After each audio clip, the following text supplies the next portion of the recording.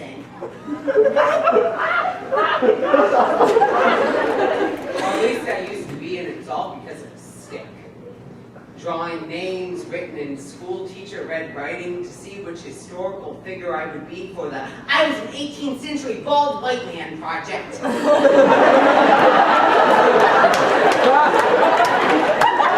I decided I would be one of the greats.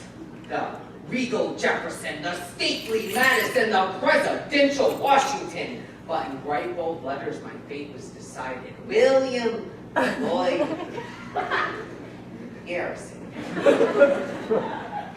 Well, my initial reaction was to ask my teacher, who the fuck is William Lloyd?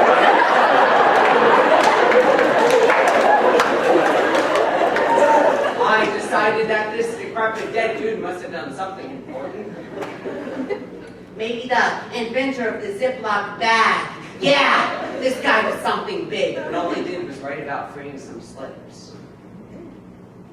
And I wrote that off as if it didn't really matter, for in the innocence of adolescence, the concept of race is erased. The only time color lines were drawn was when writing with white chalk on the blackboard, or with 4 pure white squares on the coarse black pavement. When did this semantic switch-up occur? Black no longer being a color, but a definition, coloring the lens of our perception and creating a deception of what we see. When was the first time you saw your race, not as a game around a track, but as a classification of deprivation, of the single white student, black student sitting in the classroom with pencil in one hand, paper in the second, with 3 simple words and 4 simple bubbles, race. Circle 1. Choose wisely, for you will no longer be a student, but a white student, an African American student, an other student. Creating new spaces for separation, Christian white missionaries taking on their 21st century white man's burden, proclaiming that even though we are all modeled in the image of God, that we are a used car dealership. Some models are better than others.